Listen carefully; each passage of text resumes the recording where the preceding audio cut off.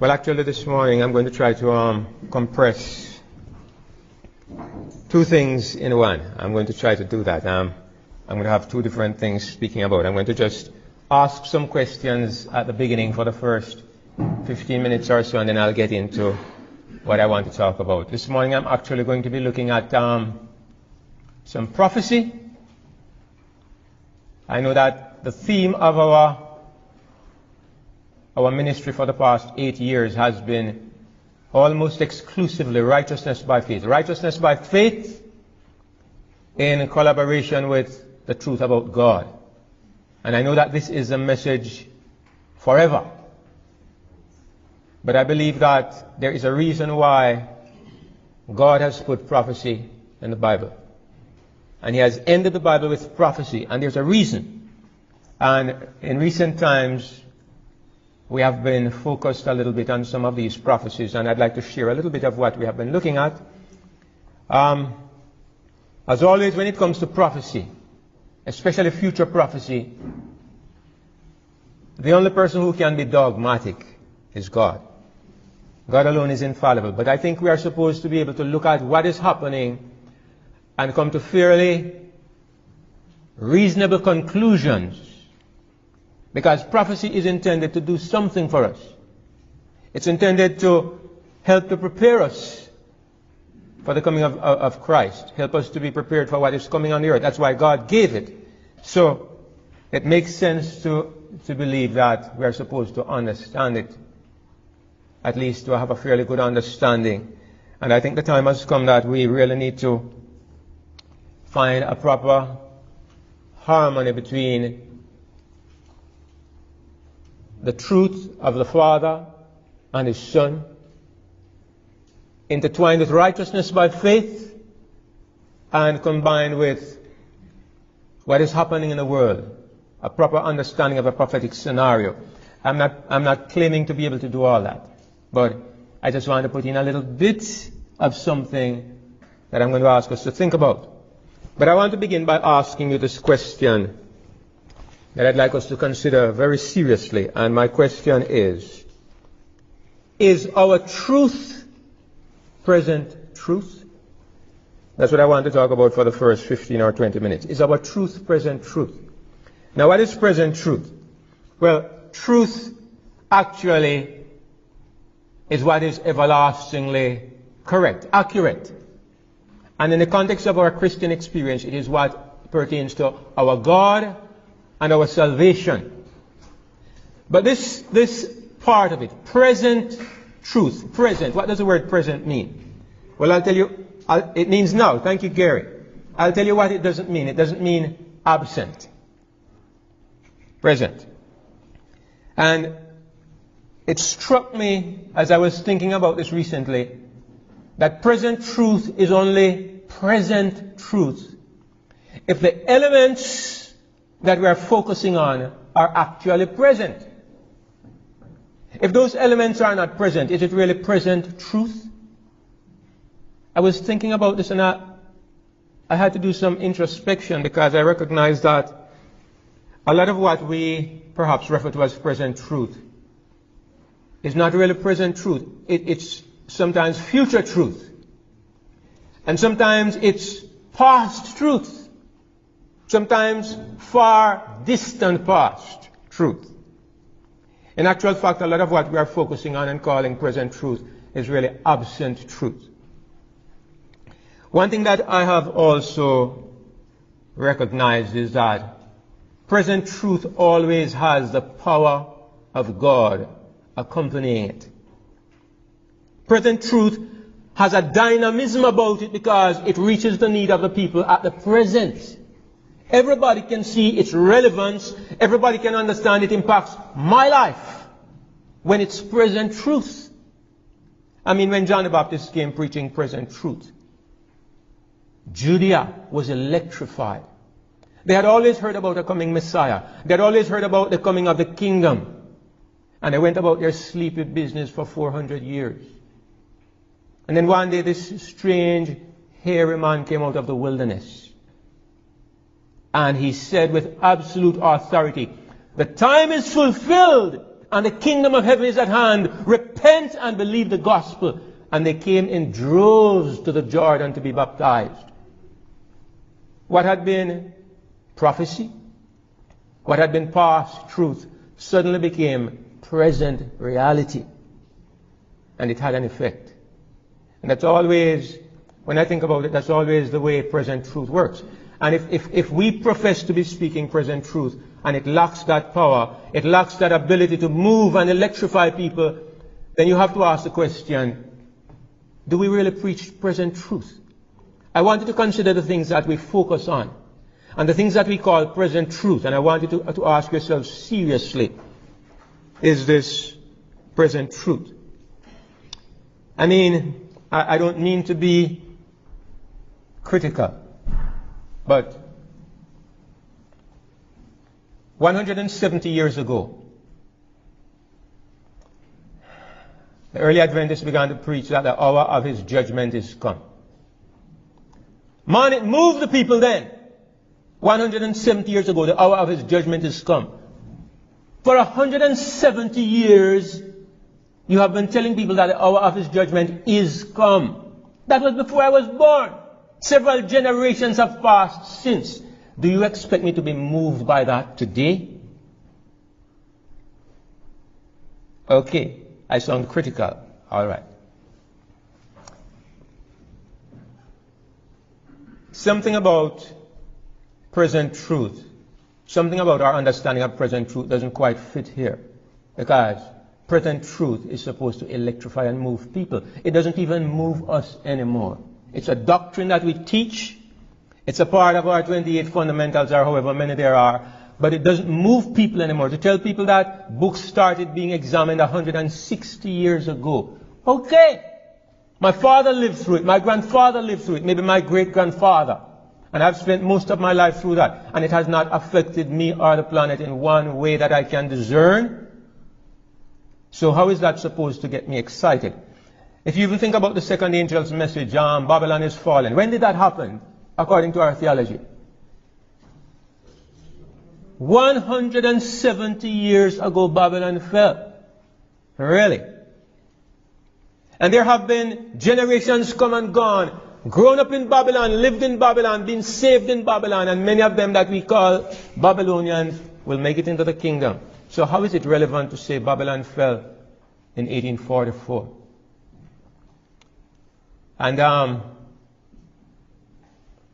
even the mark of the beast message, the third angel's message. If any man worship the beast and his image, I mean, in 1888, I could see how that could have had an impact, because in 1888, you know what was about to happen, right? There was about to be a Sunday law. A.T. Jones went before the Congressional Committee, and oh boy, he stopped it. But that's over 100 years ago. Today, when you talk about a Sunday law, nothing with respect to a Sunday law has happened ever since I became a Christian. Nothing. In the 1980s, I think, in one of these South Sea islands, Fiji, they passed the Sunday law. And I was all excited, and everybody I knew was all excited. It just faded away into nothingness. For the past 38 years since I've been a Christian, every year the Pope says something about Sunday, or the European Union makes a little stir and everybody gets excited, but nothing is happening. Is this really the way present truth is supposed to work? And you have to think that either we are not preaching present truth, or there's something wrong. Something doesn't fit. We know that the three angels' messages are the last messages for the world. We are sure of that, right? Revelation 14 tells us clearly. I saw another angel fly through the midst of the heavens. And what does he have to preach? The everlasting gospel. Okay, there we know what our message is. It's the Father and the Son in the context of Christ and His righteousness. This is the everlasting gospel. And it is called everlasting because it goes from eternity to eternity. This is something that never changes. It is perpetually present truth. It doesn't change. It cannot be modified or adjusted. In every age, this is the good news. the nature and the character of our God and what He has done for us through His Son. But along with this message, you find that another angel, the angel says, fear God and give glory to Him, because the hour of His judgment has arrived. And you discover something. This everlasting gospel is set in the context of something happening that is called the hour of God's judgment. And then another angel follows and he says, Babylon has fallen. And the other one talks about the mark of the beast and so on. And you find that there are three messages. One is focused on something happening in God's program.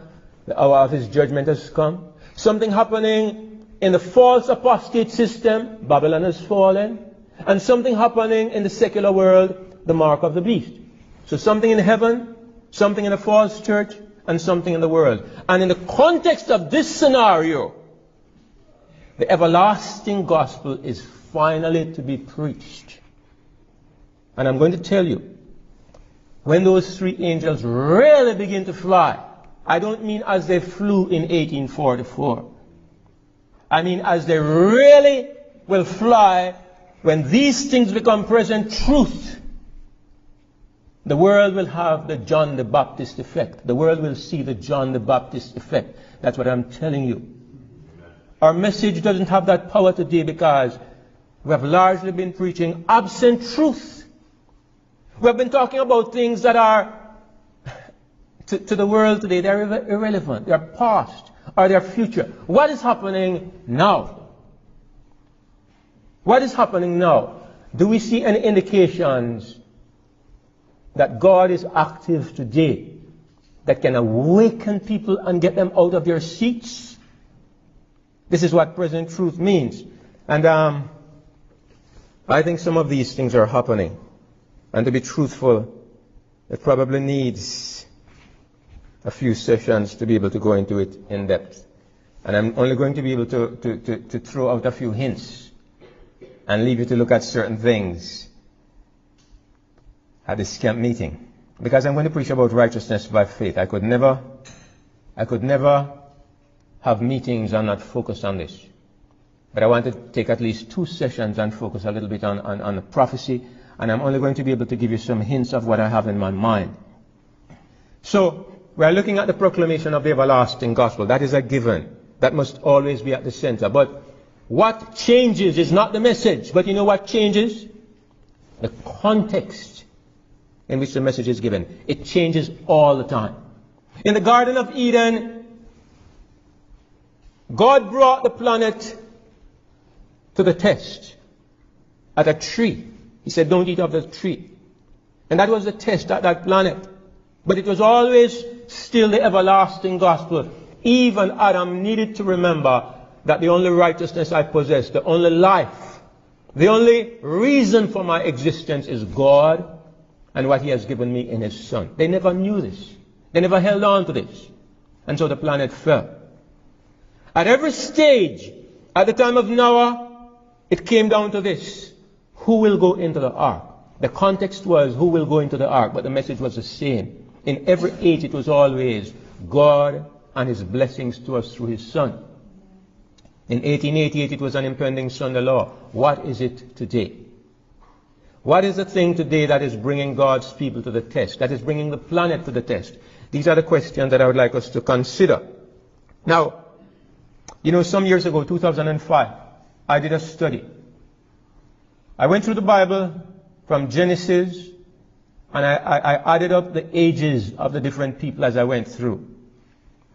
It's easy to do in the book of Genesis. It gets a little harder when you go to Exodus and the rest of the Bible. But I was able to come to the conclusion that 6,000 years, by my calculation, will come to an end round about the year 2016. It has been in my mind ever since. I know no calculation can be perfect because the Bible gives you rounded numbers, not perfect numbers. It will say, for example, David ruled for 60 years, 40 years. It doesn't say 40 years and 5 months. It just says 40 years. You miss a few months. Every time you take one of those dates, you miss a few months. Either you're short or you're over. So, at the end of it, you come to 6,000 years I don't know how many years needed to be added on or to be subtracted. Maybe it kind of balances out. I don't know. But I have a rough idea. And my rough idea, as I went through the Bible and I tried to be as careful as I could be, is that 6,000 years end in the year 2016. Now, God never said that Jesus would come after 6,000 years. But when I look at the Bible, I see God's pattern of operation is that He works in cycles of 7. That's His pattern of operation. And it's very tempting.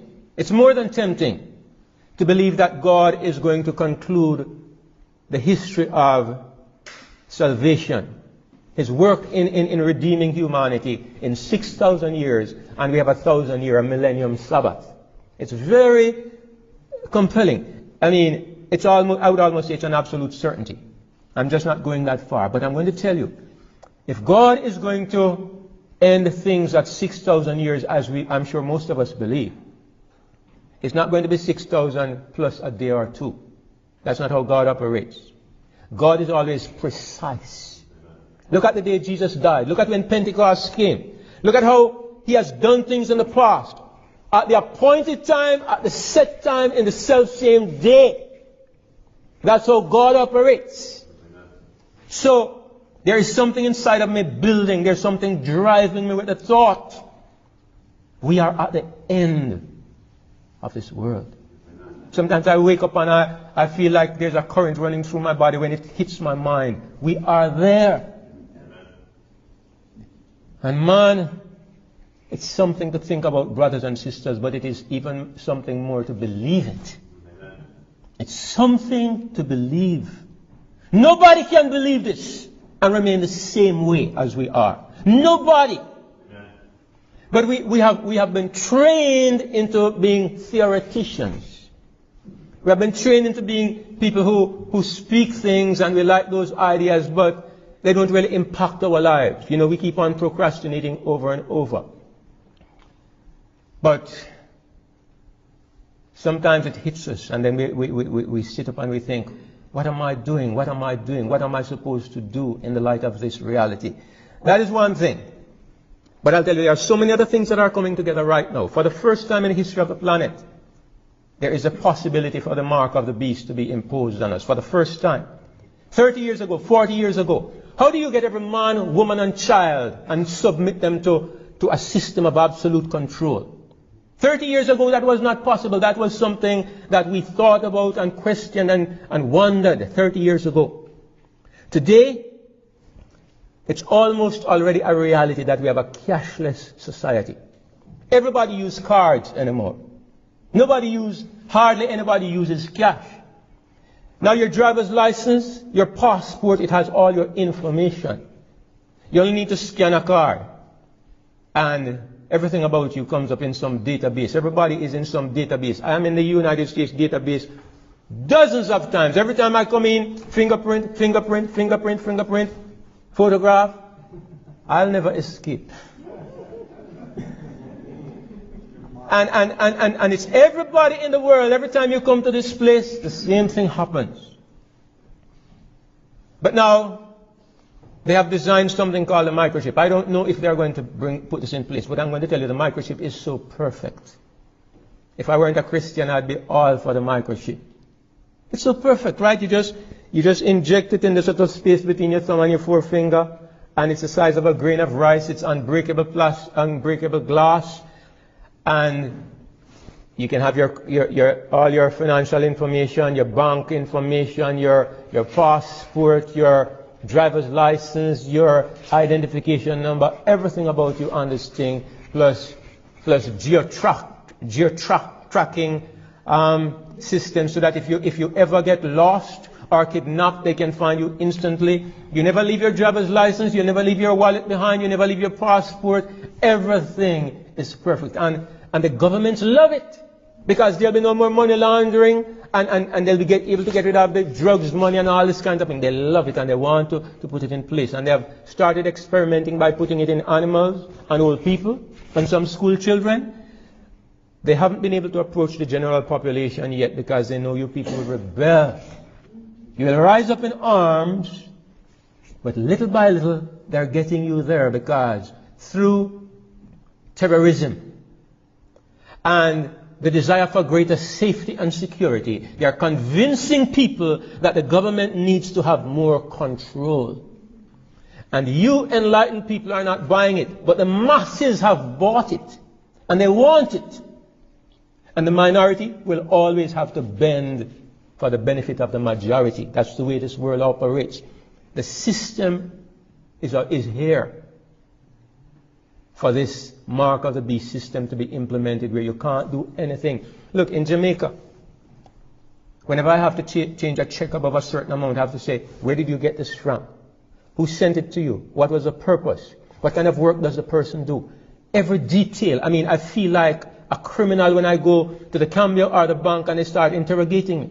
I sold my car. I went to the bank to buy a check so I could buy another one. Where did you get this money? I sold my car. Do you have a receipt? I said, give me back the money. I'll go buy cash. So finally, a lady that I knew in the bank, she came and she talked to the other person, and I got the check, but I was fuming. And I'm thinking, why all these questions? Now, I don't work in a regular job. I don't draw a check from the government. I work with a ministry, and every cent that passes through my hand, I mean, it goes. It's not in the formal system, right? People donate to the ministry and so forth. So I feel always like I'm under the microscope. I keep wondering when the system becomes formalized that they are trying to institute. How do people like me deal with it? And the rest of us who work in the formal system and you are registered and so on, when the mark of the beast becomes a reality and you are compelled to submit or you can't work, what are we going to do? How are we going to survive? I mean, these are real questions right now. They're not future anymore. The system is already in place. Right now, not only here, but in Europe and in most of the world, we are seeing the most draconian system of government that we have ever seen. The only time you have seen this kind of system before is in heavily communist countries, where the people are so controlled and so dominated, and everything about you is being watched. Right? Now they're encouraging people here. The first thing that happens, anything that is unusual, they call the police and they report on their neighbors, right? And it's in the name of security. But then it becomes like communism where everybody watched everybody else. And as soon as you step out of line with the government, the police came knocking on your door. It's happening here. Somewhere in, was it Oklahoma or was it California? This man is arrested because he has been having religious meetings in his home. Did you read about it? In America, you're having religious meetings in your home. You can have a party with 100 people, but you can't have a meeting with more than 10, 15 people, a religious meeting in your home. It's against the law. Right? Some places you can't plant a garden in your yard. What kind of place what is going on really? I'm appalled when I look at the way people live here, and I mean, it's other places too. It's hardly better in Jamaica, but I mean, you don't have a garden. You can't live if the system breaks down. You exist at the pleasure of the supermarket. You exist because the system works where they cart these huge amounts of food into the supermarket and you go there and pick up your supply. You live from the supermarket. The system is in place for something terrible to happen very soon. The world has been turned totally upside down. And certainly, it's not the way God planned it. Things are happening in nature that are inexplicable. We're seeing colder than we have ever seen before, hotter than we have ever seen, wetter than we have ever seen, drier than we have ever seen, floods like you wouldn't have imagined. A couple of years ago, I was in Tennessee and I saw a flood they say it only came through in 500 years. I don't know how they knew because I'm sure nobody was here then. But the world is groaning. It's breaking down. In Revelation it says that God will destroy those who destroy the earth. Right? They say the fish are no longer safe because the radioactivity from Fukushima is poisoning the ocean, and the ocean fish, they are seeing higher levels of radioactivity in these fish than ever before. Strange, if you go on YouTube, I don't know how much credence you can give to it, but they have the pictures. The world is making strange sounds. Have you seen it? Strange sounds coming out of the earth. Animals dropping dead. One man in England, 100 starlings fell dead in his garden. He said they flew at top speed into the ground. Wham, like they were being chased by something. 100 birds dropped dead in his garden. Thousands of them in Arkansas. One species of bird just fell out of the sky one night. Millions of fish, dolphins, whales being washed up. The bees, they say, are disappearing. I don't know what is happening. But things are happening that should make us sit up and take notice. The world is groaning. It is dying. It is in its last death pangs. And surely, it is no time for life as usual. It is not even time for a little excitement. It is time for extraordinary things. We are at the end of the world. It was a day like this that the door of the ark closed. Do you know that? What did they see to make them know it was the end of the world? Look, the man went out with his donkey to plant his field. The man was talking to his neighbor. Everything looked normal. Mind you, morally it was rotten to the core, just like today. Morally, I guess they were aborting babies. Men were getting married to men. There was murder and killing, but you look at the world and it was peaceful. Everything was still green. The sky was still beautiful. Rain had never fallen. Everything looked normal. But morally, from heaven's perspective, it was utterly rotten. And what would you say of the world today? Step out on the street and everything looks so peaceful and beautiful. Is it really ready for destruction? Look at the moral fabric of this planet. Somebody says, why would God destroy the earth? Because people are just being people. Because our God sees the end from the beginning. He sees that the more humanity becomes estranged from God, and the worse they become involved in these perversions, the more and more close they grow to dumb animals, to beasts, and the less fit for existence. He sees the way people don't see it. And when we look around, we see that's the condition of the world today. It was a day like today that the door of the ark closed.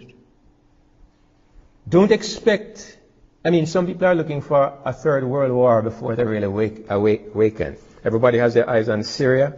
Everybody has their eyes on Israel and the Middle East. But I'm of the opinion that the moral state of the world is a greater indicator. The moral state of the world.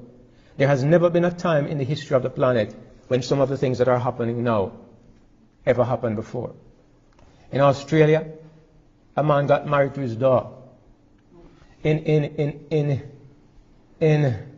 Germany, I understand, I have the news articles. If these are lies, well, I've been lied to.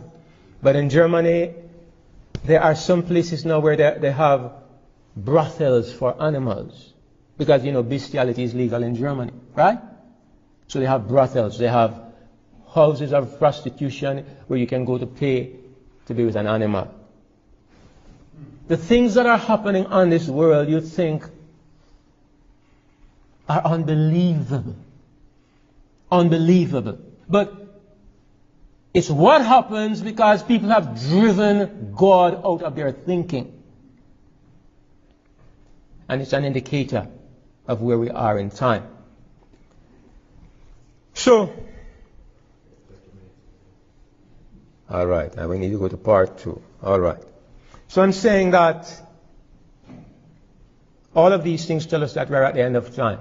We are at the end of time. But as we are at the end of time, are we focusing on present truth? Or is our truth largely irrelevant? Well, I'm going to focus on something today where I believe we have not properly understood this prophecy. And I'll say a bit more about it later this evening. But this morning I want to look at the beast from the bottomless pit from the book of Revelation. And I'm going to try to just speak off the top of my head by looking at these diagrams that I have here. I'm going to ask you to stick with me, and let's see if we can come to a common conclusion. First of all, I want to go to Revelation 13. Go to Revelation 13. Let's start there.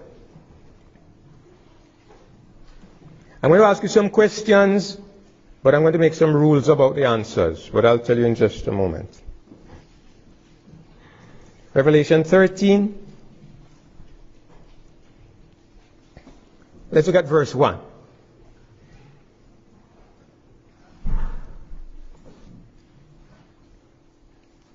It says, "And I stood upon the sand of the sea, and saw a beast rise up out of the sea, having 7 heads and 10 horns, and upon his horns 10 crowns, and upon his heads the name of blasphemy. And the beast which I saw was like unto a leopard, and his feet were as the feet of a bear, and his mouth as the mouth of a lion. And the dragon gave him his power and his seat and great authority." All right, that's beast number 1. I want you to turn to Revelation, the same chapter, down to verse 11. "And I beheld another beast coming up out of the earth, and he had 2 horns like a lamb, and he spake as a dragon. And he exerciseth all the power of the first beast before him, and causeth the earth and them which dwell therein to worship the first beast, whose deadly wound was healed." Now this is beast number 2, and this beast is also referred to as what? Anybody knows the other name given to this beast in Revelation? The false prophet, thank you. Also called the false prophet. And most of us believe, and I heartily concur, most of us believe that this beast here represents the United States of America. And in fact, most people believe that this first beast represents the papacy. Am I right?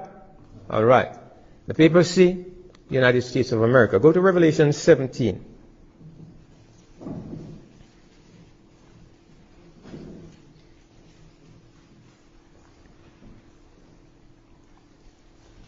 I'll read verse 3. It says, "So he carried me away in the spirit into the wilderness, and I saw a woman sit upon a scarlet-colored beast, full of names of blasphemy, having 7 heads and 10 horns." Now, I have a diagram here of the scarlet-colored beast with 7 heads and 10 horns. This is also representing the same thing. But I don't like this picture. I like the woman is here, but you know why I don't like this picture? Can anybody suggest a reason why? If you look at this one and look at this one, does anything strike you? All right, Gary says a crown, somebody else says the horns. The horns actually. The horns in this picture are accurately placed. In this picture they are wrong because they are scattered all over the heads. That's not where they are. That's not where they belong. So this picture can be misleading. You have to read the Bible and not look at pictures. They help sometimes. But in actual fact, the horns are not on the heads of the beast. You always see the pictures of the beast with the horns on the heads. That's absolutely wrong. According to the prophecy, that's not where it is. And we'll look at that in just a moment. So this is the third description of a beast. Okay?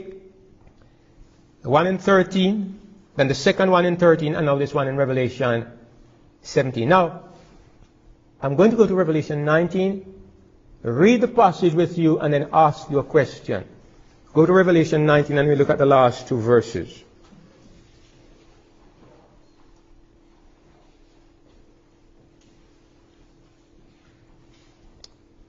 It says, let's start with verse 19 actually. "And I saw the beast." Which beast? "And I saw the beast and the kings of the earth and their armies gathered together to do what?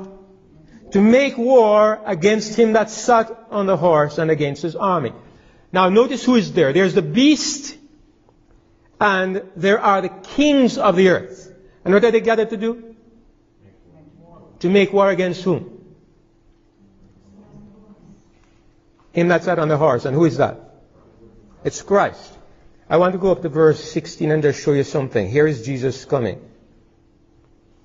And it says in verse 16, And he hath on his vesture and on his thigh a name written, King of Kings and Lord of Lords. So when Jesus is coming back, it says that he has a name written on his thigh and on his vesture, King of Kings and Lord of Lords. And gathered together to fight against him is the beast on the armies of the earth. Now, which beast is this? The beast of chapter 13 or chapter 17? It's a little trick question, but I want you to consider it. Go back to chapter 17.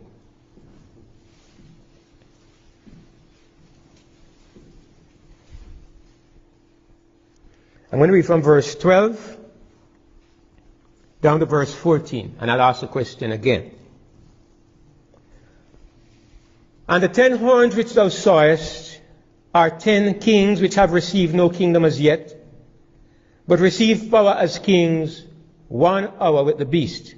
This is the beast of chapter 17. These have one mind, and shall give their power and strength unto the beast. These shall make war with the Lamb, and the Lamb shall overcome them, for he is Lord of lords and King of kings.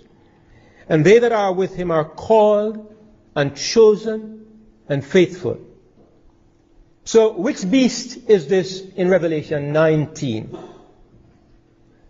Making war against the King of Kings and Lord of Lords, along with the kings of the earth. Who is this beast? It's the one of 17. Are you all following me? I hate to know that I'm leaving you behind. I should really have pictures illustrating everything, but I figure you can follow what I'm saying. Here we are told that this beast in Revelation 17, the 10 horns give him their power. And these 10 horns make war against the King of Kings and the Lord of Lords. Obviously these 10 horns plus the beast.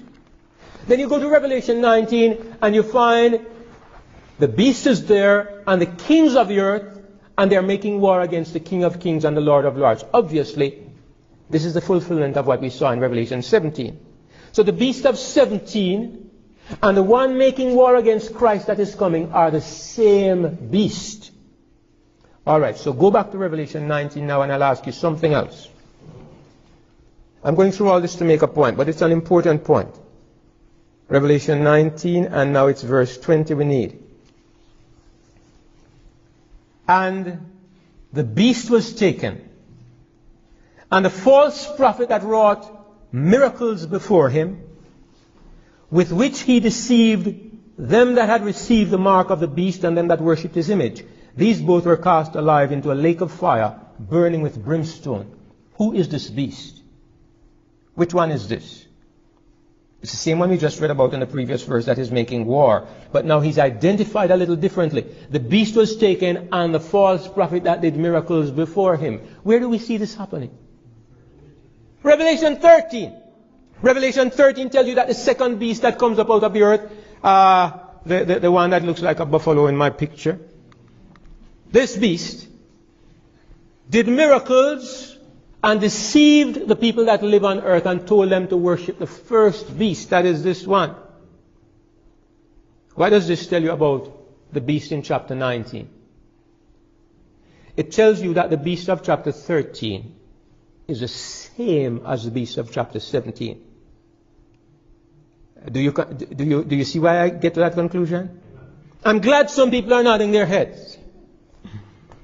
The rest of you, what shall I do? All right. I went through all of this because it's important that you understand that the beast of 13 and 17 are the same beast. They are not two different beasts. They are not, and if you don't understand what I just did or said, please speak to me afterwards, and we can sort it out. But the evidence we just looked at demonstrates this. Plus, I'll tell you a little bit more. How many heads do both beasts have? 7. And how many horns? 10. Do you believe that at the end of time there are 2 beasts having 7 heads and 10 horns that make war against God's people? No! And furthermore, the Bible doesn't talk about one of these beasts. It says the beast, because there's only one beast plus his pal, the false prophet. So the beast of 13 and the beast of 17 are the same exact beast. Now here it gets a little more complicated. Go to chapter 17 again. And we will kind of slow down the jumping back and forth now. So you can kind of settle in 17 for a moment. For a little bit. Now it says in verse 3 again, I saw a woman sit upon a scarlet-colored beast. In verse 4 it says, and the woman was arrayed in purple and scarlet and decked with gold and precious stones and pearls. In verse 17 it says, verse 5 it says, upon her forehead was a name written, Mystery, Babylon the Great, the mother of harlots and abominations of the earth. Now I need an answer from you. Who is this woman? The Catholic Church. Somebody says it. So anybody disagrees, put up your hand. You're all certain of this. So then, who is the beast? Well, a beast in Bible prophecy is never related to a church. It's always related to a king. Thank you. Thank you. Thank you. Thank you. Thank you. Thank you. I heartily agree with you. Okay? If the beast of 17 and 13 are the same entity, then who is the beast of 13? Because you just said that the beast is not the Catholic Church. The woman is the Catholic Church. I think our attention needs to be slightly refocused. Now, like I say, it needs a lot of time to go through all of this. I'm going to just kind of try to give you a synopsis, and we'll have to take the time maybe in between meetings to look into it in more depth. But here is what I understand. These two beasts in chapter 13, the one that looks like a buffalo and the other one, this one and it's Paul the false prophet, represents two great political systems. I say political, not religious. I agree with Bill. Bill, right? I agree with Bill. A beast represents a political kingdom. That's what it is in Bible prophecy. Now, the second beast represents the United States of America. We have always taught this, and I agree.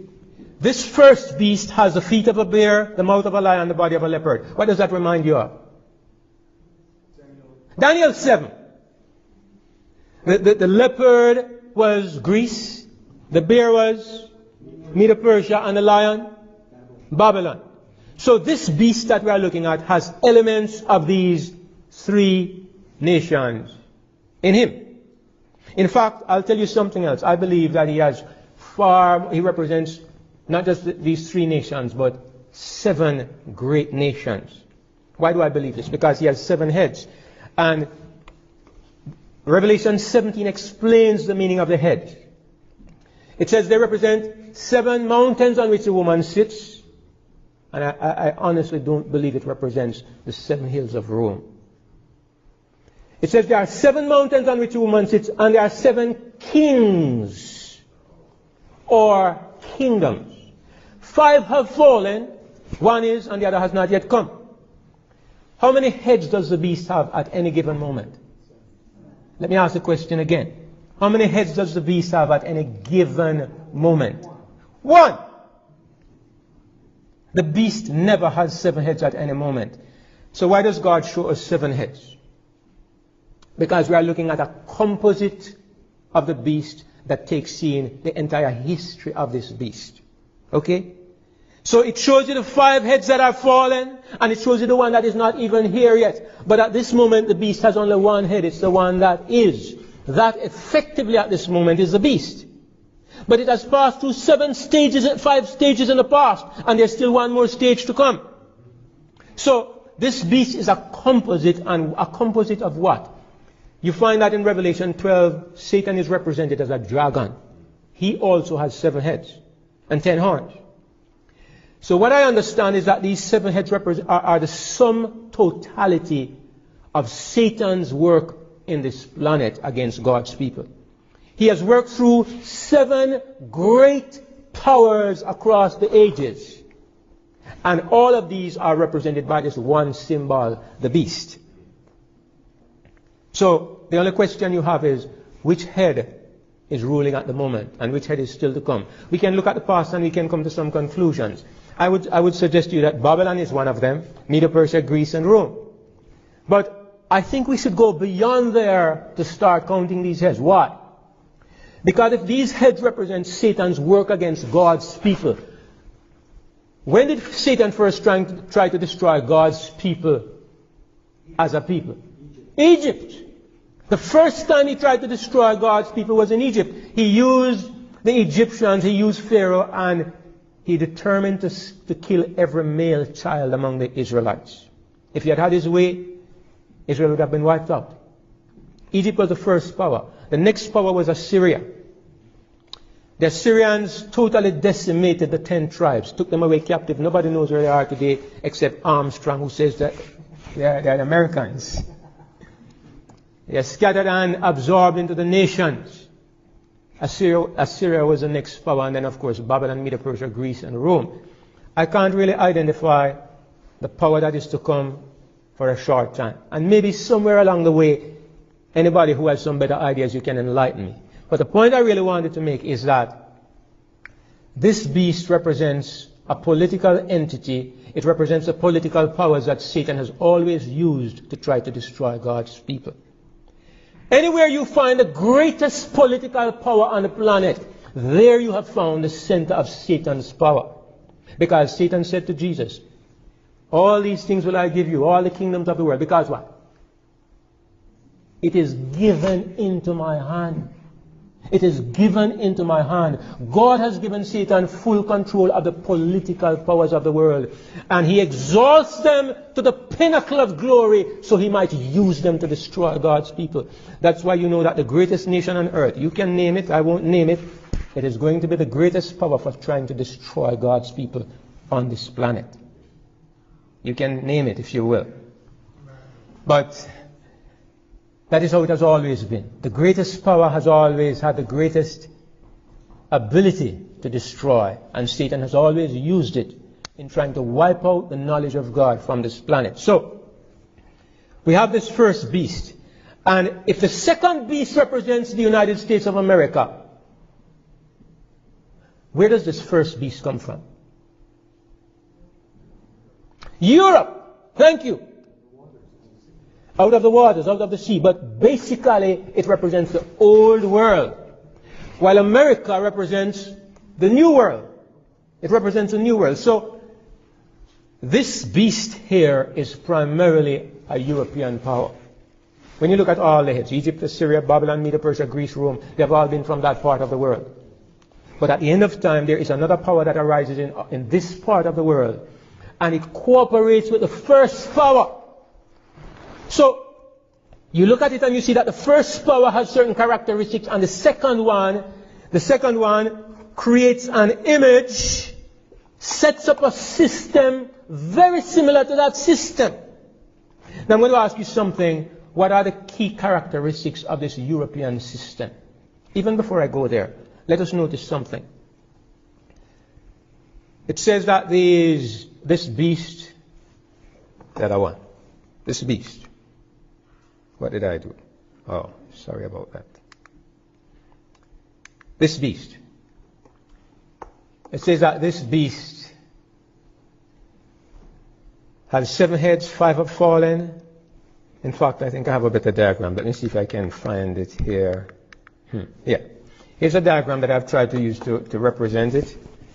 The woman sitting on the 7 heads, those circles, and the beast represented by that big red rectangle, and the 10 horns represented by those little spikes at the end. Now I think this is how it really should be. Because it says 5 are fallen, 5 heads. Look at those green circles. 1 is, that's a red circle. The other is not yet come, that's a yellow circle. And the 10 horns are 10 kings that have received no power as yet. We didn't read it, but it's in Revelation 17 there. You can read it when you have the time. The 10 horns have received no kingdom as yet, but they will receive power as kings with the beast for 1 hour. When is this? It says the beast that you saw, he is of the 7. He's joined to the 7. He's a part of them, but he is the 8th. The 8th what? He's the 8th king. There are 7 heads, and those 7 heads are 7 kings. Then after the 7th head falls, 5 have fallen, 1 is, and finally 1 comes, and after that 1 goes, and the beast becomes king number 8. Now this is a beast without a head, because all the heads are gone. So the beast doesn't have a head now. He appears, and the Bible says at this point he comes out of the bottomless pit. And the 10 horns receive power as kings for 1 hour with the beast when the heads are gone. In other words, the beast is no longer manifesting himself through heads. Now he's manifesting himself through 10 horns. They give their power and their strength to the beast for 1 hour. But what do these 10 horns do? You know what they do? The Bible says, these shall hate the whore, make her naked, eat her flesh, and burn her with fire. So these 10 horns turn against the woman and destroy the woman. Because there has been this romance between the heads and the woman for the entire history of the beast. But finally, in the last moments of time, the 10 horns come into power with the beast when he arises from the bottomless pit, and they destroy the woman. Now, if the woman is the Roman Catholic Church, plus her friends, Rome is gone. But the beast is still alive. Now, if that doesn't make sense, if what I'm saying doesn't fit, somebody please show me after the meeting. But why is this important? Because it has implications for the mark of the beast. Because we have always said the mark of the beast is a mark of the Roman Catholic Church. But when I look at the scenario, I'm saying, how can the Roman Catholic Church be the beast? Because it's the woman. So, furthermore, the woman is destroyed and the beast remains. The beast is fighting against Christ at the end, but the woman is gone. So, all the things you know about the beast, stop thinking religious power and start thinking secular power. So that's one thing I want us to think about. Secondly, what does it mean that the beast comes out of the bottomless pit?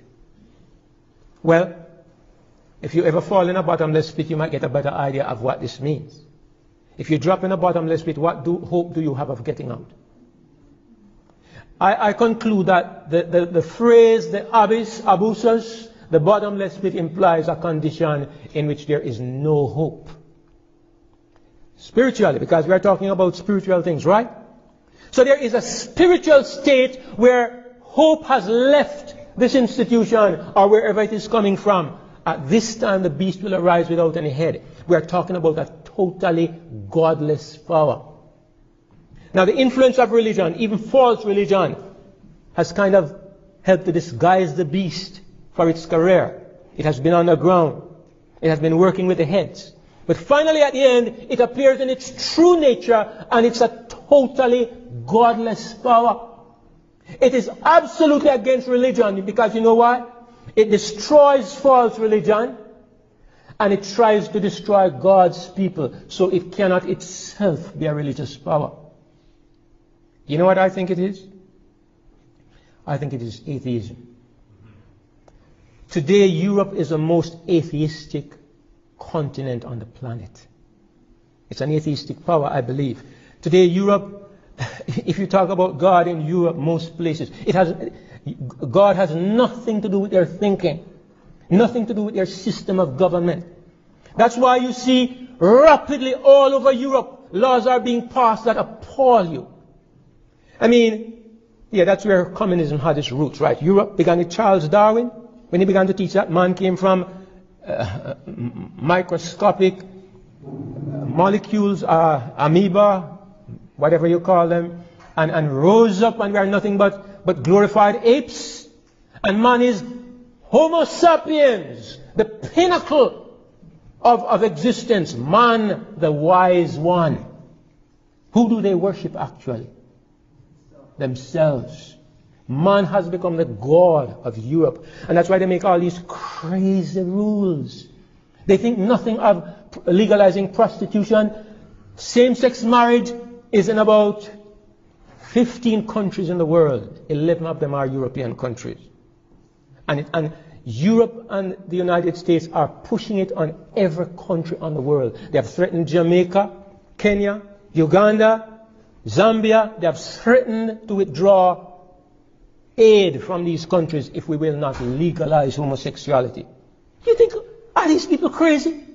Don't they have anything to do? other than to be pushing this thing upon other people? Why on earth do you take something that is so contrary to reason, contrary to scripture, contrary to history and to nature, and the greatest powers on earth are pushing it on everybody else with demands for compliance or suffer the consequences? But this is what happens when you have driven God out of your thinking.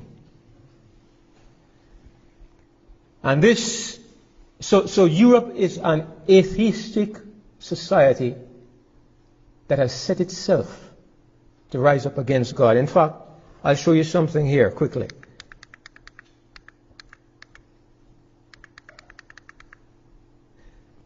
Do you recognize this symbol? It's the Tower of Babel. It's one of the symbols that was designed to represent the European Union. Notice it says, Europe, many tongues, one voice.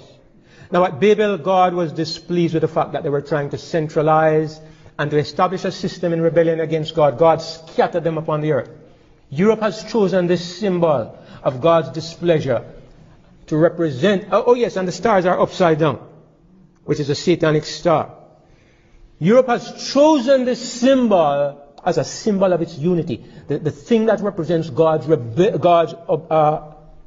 objection to what they were doing, they have chosen as a symbol of their union. This is utter, bare-faced blasphemy. Here is the European Parliament building. Yeah, it's Strasbourg, and that's in Belgium. Thank you. And again, you see the design. It's designed to look like an unfinished Tower of Babel. This is bare-faced, open blasphemy.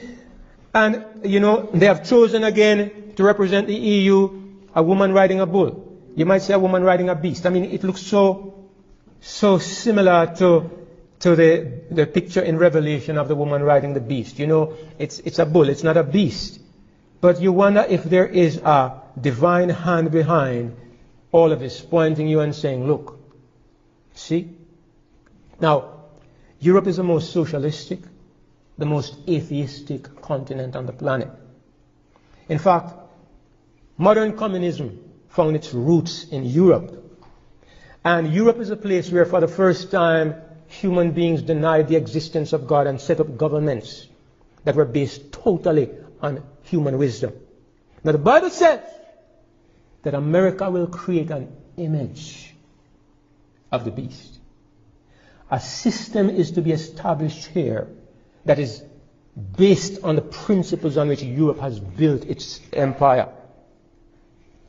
We are looking for an atheistic system, socialistic system that is based entirely on human wisdom and not the principles of God. You have two horns like a lamb, you look like you're dealing with Christianity, but you speak like a dragon. That's what we are looking for. The principles of Europe are to be established here. Look in this country and see the principles of socialism. And I don't just mean welfare. I mean the principles of control. The principles of where the government so completely dominates and controls the life of the people that you're not even free to think. Look and see the policies that are being made. Look and see how atheism dominates the policies that are made here in this country. In a country that is majority Christian, maybe 3% atheist or 12%. Very small minority. You cannot teach creation in schools. You cannot determine whether that your children are taught that homosexuality is common, normal, and acceptable. You can't speak against it in certain places. I mean, it's much worse in Canada, but it's coming here too. America, unseen, imperceptibly, is adopting every principle. I mean, communism is coming in through the back door. The control that is being exercised here by the police, by the army. I mean, things that we are used to in the third world, that you have never known here. A police can come and kick off your door anytime. They don't need a warrant to stop you. They can lock you up indefinitely without any reason. We are seeing those things here in the name of national security. It creeps upon you. Satan is working. And these are evidences, brothers and sisters, that we are in the last days, yes, but it's also evidence that that the prophecies of Revelation are being fulfilled And we don't even recognize what is happening because we are looking only in one direction. You know, everybody has their eyes on the papacy, as I have had my eyes there for almost all my Christian life. But then I realized that God's people have two enemies. One of them is false religion, and the other one is a secular power that Satan will use to carry out the persecution, the actual persecution. That's what the prophecy says. Later on I will demonstrate it even more fully, that this is what the prophecy is focusing on. So, the thing about focusing the wrong way is that something creeps up behind you and you don't know till you are run over. And that's what is happening. We have been focused the wrong way. And something is creeping up behind us and we have not seen it. I would compare it to the state of the Jewish nation who knew everything. Look, they could even tell the wise men where he was supposed to be born, in Bethlehem of Judea. They knew everything. They were the receptacles for the oracles of God. They were the guardians of truth, and they knew all the prophecies and they could recite them. They have everything figured out exactly. In fact, they have it figured out so exactly. If you ask the Jews today, they can tell you how the Messiah is going to come. They can tell you exactly how and where he will come. Everything. It passed them by 2,000 years ago. They who knew everything. Look here. I believe Adventists need to revise some of the things that we believe because we know everything. Everything is pot. What is coming on the planet, brothers and sisters, is to test God's people. You can't be tested if you know what is coming. You can't be tested. Remember what I said at the beginning. The message is always the same, the everlasting gospel. But the context in which it comes changes. The context always changes. God has never tested his people twice in the same way. Never twice in the same way. It was for Cain and Abel, it was the kind of sacrifice that they brought. In every crisis, in the Reformation, it was, how do you relate to justification by faith? In 1844, it might have been, how do you respond to the message of the fall of Babylon and the investigative judgment? Today, sit down and look for the exact same thing to come back in the exact same way, and you're going to be surprised and left. God's people will not be deceived. Why? Because the Spirit of God is speaking to them. But I believe that I'm speaking God's truth when I encourage you today to go back and re-examine those prophecies and listen to what the Bible is saying. Take away the preconceived ideas. There are some things that we know so absolutely that we will not brook any contradiction or even questioning. I'm glad that nobody has risen up when I say that the beast is not the papacy, because that's a good sign. Because I know that's one of the most deeply rooted verities in Adventism. But if you are telling me that I'm wrong, I'm going to be wanting to see why. What you do with the evidence I just presented. I'm going to be wanting to see this. If you can show me the evidence, I will back away and I'll stand up here and apologize to everybody. But you'll have to show me the evidence. Don't tell me that we have always believed it is so, so it must be so. Think about the things that we are reading and allow the Spirit of God to direct our minds. Because when we understand what is happening now, I believe that the message that the hour of God's judgment is come is going to be present truth. The judgment of the living is what this is going to be focused on. And if we don't understand what is this and when it begins, you don't have anything to say. But it is to be present truth. There is to be something that when you get up and talk to people, they will see everything before their eyes. Click, click, click. And they'll run to say, tell us what to do. And you give them the everlasting gospel. They need to be awakened to recognize that we're at the end of the ages and we are not ready. But you can't say this to anybody unless you believe it. You have to know it first. You have to believe it. You have to understand. Or how can you say this to anybody? Most of what we have been doing is talking about absent truth. We might label it present truth. Our publications are present truth. I know Brother Linford has a present truth. I know there's a present truth ministry in New Guinea. There's one in the Philippines. The first publication Adventists put out was present truth. So the name is popular. But present means now. So, I want to thank you for listening. I don't know if I overstayed my time, but at the very least, I'm going to encourage you to go back and look at some of these things. Now, I won't be talking about all the things that I want to talk about here, because the time is short, and furthermore, I know that I don't want to bring controversy. But I'm going to say that we have some booklets that I brought from Jamaica. One of them is entitled Sodom and the Beast. I have a little over 20 of those books. I think Brother Howard will make them available for the first 20-something people that come. You'll get a copy. Those who don't get, if you'd like to have one, then talk to us and we'll send you a copy. And probably might be able to do something even now. So, a word to the wise is sufficient. But what I'm saying is, study it some more and talk about it. Because these are things that merit discussion now. Thank you for listening. God bless you. Let's pray.